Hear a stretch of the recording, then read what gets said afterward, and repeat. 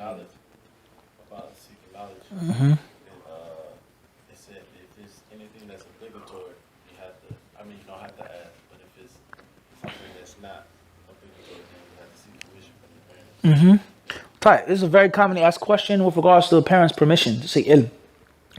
The general rule, once again, that the people of knowledge, the ulama, they say that if it's fard ayn, mandatory knowledge that you're seeking, then you don't have to ask their permission. With exceptions to the fake or to the case in which you can get the obligatory knowledge in your own country, which you can in America. A person could say, I'm not saying this, but someone could say that there's no fard ayn knowledge in 2017 that you have to travel to because of the internet. One could possibly say this, that there's no fard ayn with regards to traveling anymore, unless a person is already a student of knowledge and they have the potential and the talent to really excel. You need to go. I don't want to see you for 10 years. Go. Don't come back to me until you memorize these books. Mathalan. But the general basic 9 to 5 Muslim can obtain the basics of Islam easily. The basics of Aqeedah, simply. The basics of Tahara, simply. The basics of Salat, simply, for free, easy. By the click of a button. You get authentic information on the basics of your deen. So therefore they say that if it's fard ayn, you don't have to ask permission. If it's fard kifaya, the knowledge that every Muslim doesn't have to seek, then they say you must ask their permission. I would say in 2017, just as the rulings have changed with regards to the fard ayn knowledge, the rulings have also changed with regards to servants to one's parents. The things now are nothing like the things then. Your parents don't go to a well to get water. They don't milk a goat or a cow. They don't go out and hunt. Your father needs you to load the rifle, the musket, the flintlock, the bow, the arrow, pass him the arrows, cape the animal, cut the animal up, take the animal, take out the liver. Nah. Go to the supermarket. Brother, you don't have to go to the supermarket. You go on your phone. I want lamb chops, baby lamb chops. And they deliver it what? To your doorstep. So just as the rulings have changed with regards to the knowledge you can get on the phone, the rulings have changed with regards to the service of the parents on the phone. There was no 911 back then. Everybody understand this? There was no emergency call back then. All of these things are what? Present. And it's easy. Not saying that a parent doesn't need a mother doesn't need her son. Not saying that. Not saying that a father doesn't need his son or his daughter. Not saying that. But the concept of service, khidmatul walidain, is not the same as well. So be careful. Many parents, they may say, you can't leave unless I give you permission. And the parents may not even be Muslim. But I read in a book or I heard in a lecture, they'll say this, such as the famous hadith that is not authentic, that paradise is beneath the feet of the mothers. Inna al-jannata tahta aqdam al-ummahat. You may go to a kafir restaurant and they'll quote that hadith to you if you don't pay. Not saying that you shouldn't, that you should be cheap and not pay, but I'm just saying as an example, it happened to me once. I was going to pay, but the guy said, no, you got to give extra tip because paradise is in the feet of the mothers. Everybody understand this?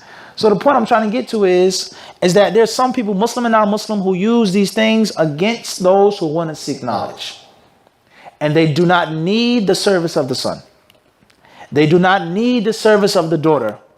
But once again, like I just said, I'm afraid of you going and joining ISIS, quote unquote. I'm afraid of you becoming a terrorist. I'm afraid of you becoming a religious extremist. I don't need you. If you went to college, I would say go to college. I found the girl who lives in Utah. I want to go out and get married and live in Utah. She'll say, what? Good luck, son. I want to go to the Middle East. What? Saudi Arabia, where's that? This is a reality, wallahi. So if your parents have this approach, they hate the religion, or they don't hate the religion, but they don't understand it, they don't value it, it's not necessarily a rule that you can't go if they say no. Everybody understand this? Everybody got this?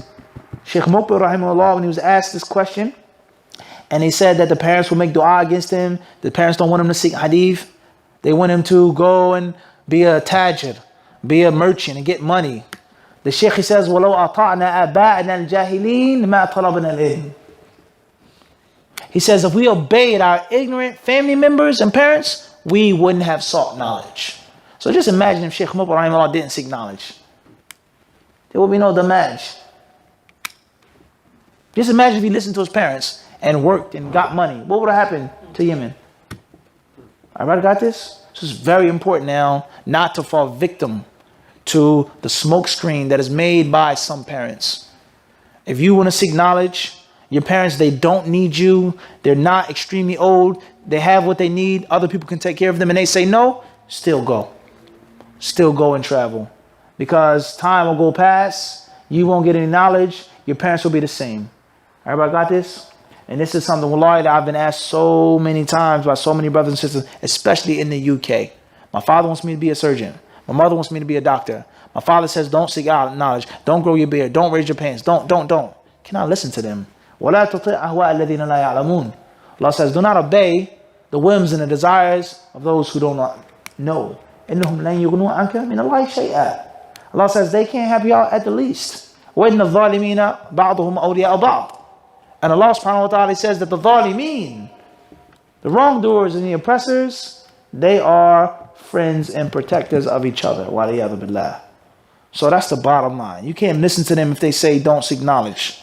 Because as I said, if you want to go to a college, a university, if you want to go to Spain, Germany, if you want to go to Switzerland to work, to be a scientist, to be an athlete, they would say what?